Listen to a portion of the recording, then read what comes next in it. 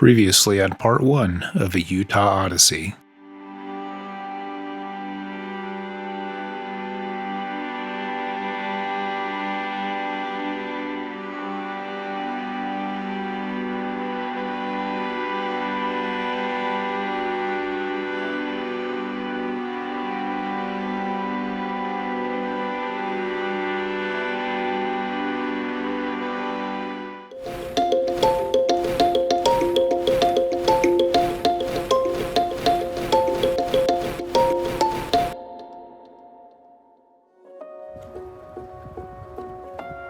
Capitol Reef and Bryce Canyon National Parks were beautiful and pleasantly off the beaten track.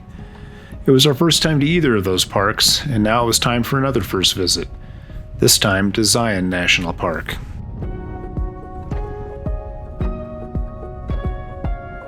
We'd seen amazing photographs of the Zion Narrows and were excited with the chance to see it in person. Would our not-so-young bodies be up for this unique hiking adventure? Come on along with us as we give it our best shot.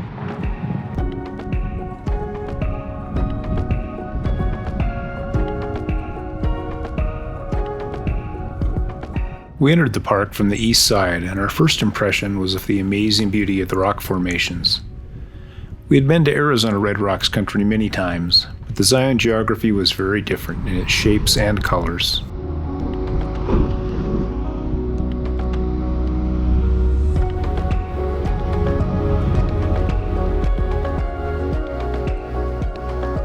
We had to pass through the Zion Mount Carmel Tunnel, and since we were considered oversized, a small extra fee was required. We waited in line for the tunnel to temporarily be turned into a one-way road.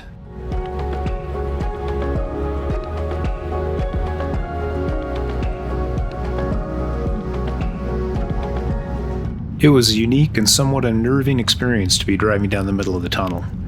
It took a conscious effort not to move into the westbound lane, which would likely have resulted in damage to the camper from hitting the low, sloping tunnel ceiling.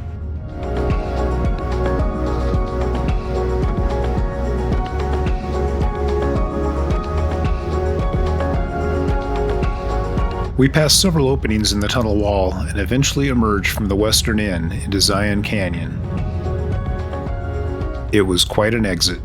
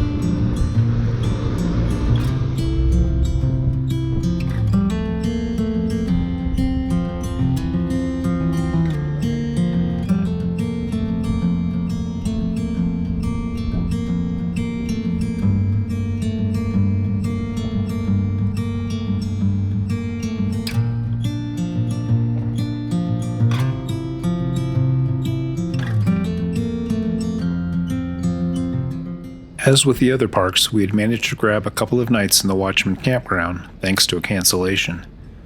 The campground was nicely placed within the valley walls, with walking access to the town of Springdale and the visitor center.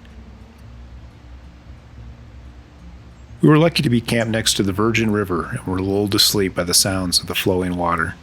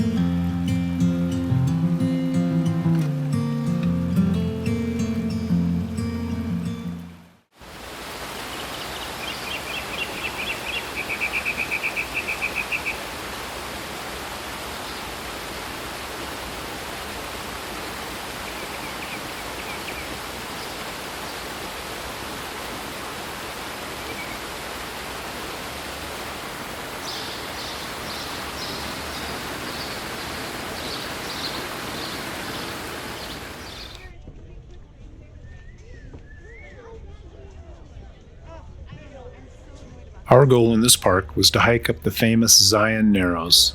This canyon is only 20 feet wide in places and up to 2,000 feet deep.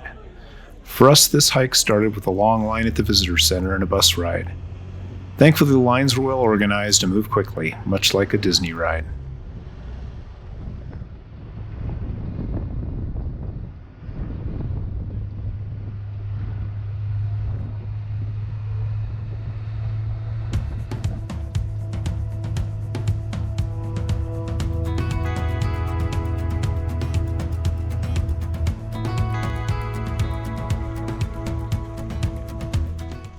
We stepped off the bus at the end of the line and began our hike on the well-maintained riverside path. The high canyon walls and flat valley floor with the flowing river must have looked like paradise to the original Native Americans, as well as the first Mormon settlers to the area.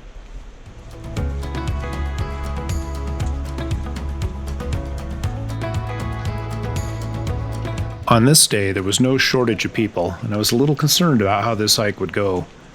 Eventually, the well-maintained path ended, and the trail moved into the river.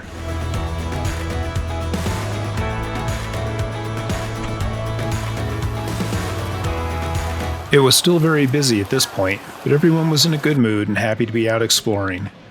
While it was not a solitude of nature experience, it was good to see people enjoying themselves and appreciating the beauty around them.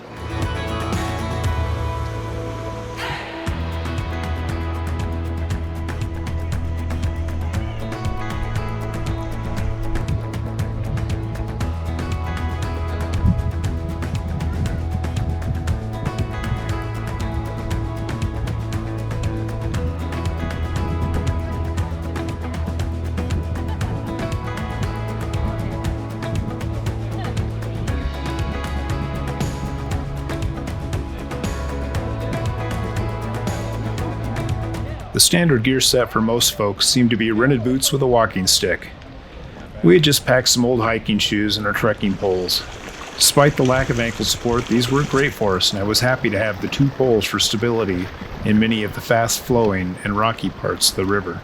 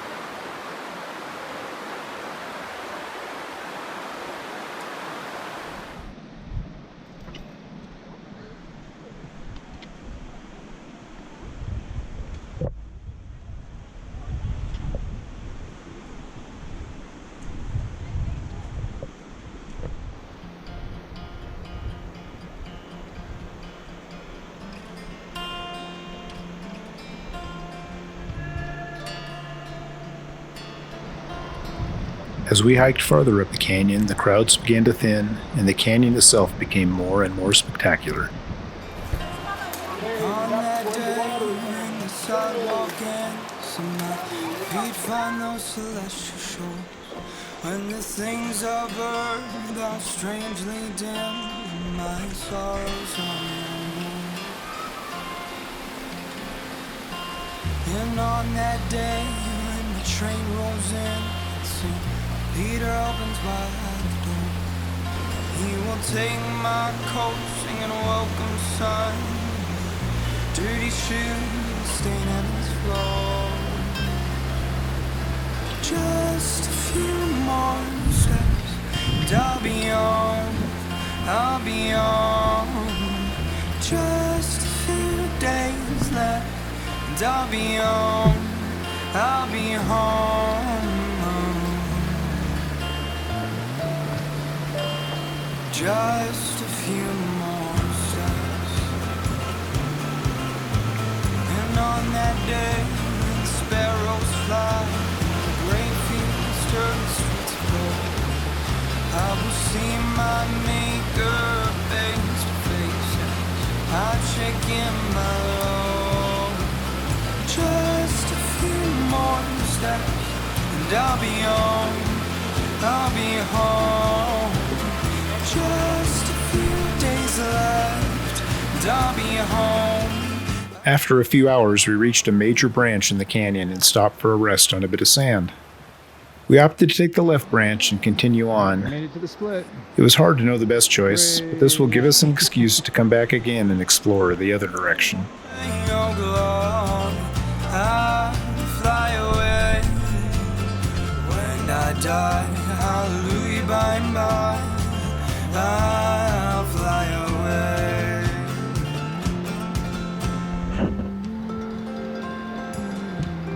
Walking upstream is often a challenge. It is both uphill and against the current, which makes dragging your feet forward a little more difficult of a task.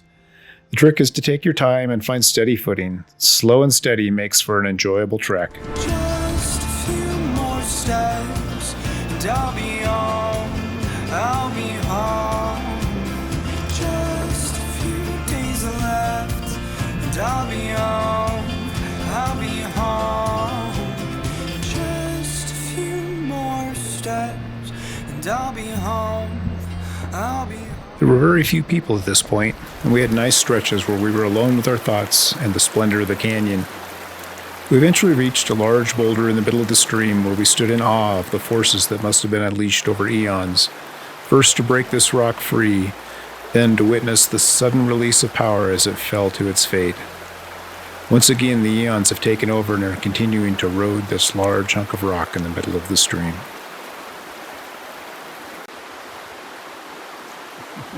We were immensely satisfied to make it this far into the canyon. No doubt there will be sore legs and feet tomorrow, but it was a great accomplishment and worth every hard-earned step. And yep, we've still got what it takes. You want to take one together?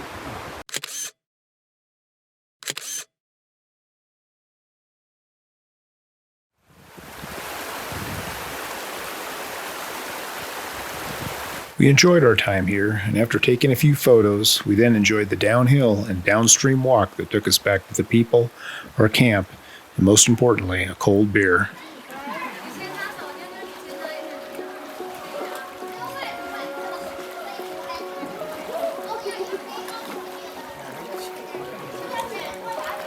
While this started out as a busy trail, a little extra effort took us away from the crowds and into the heart of the canyon, where it embraced us in its walls. It was an experience that won't soon be forgotten.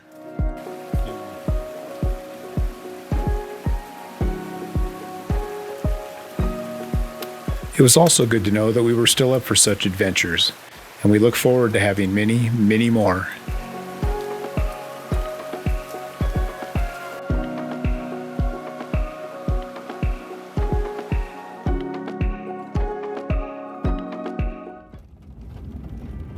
Coming up on part 3 of a Utah Odyssey.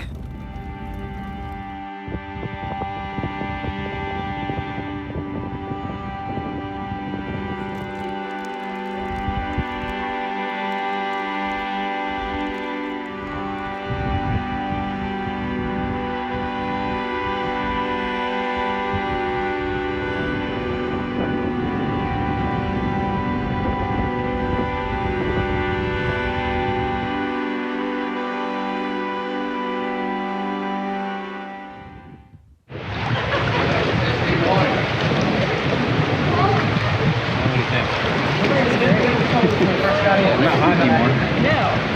It's actually, Yeah. oh, it's a little cold. Not bad.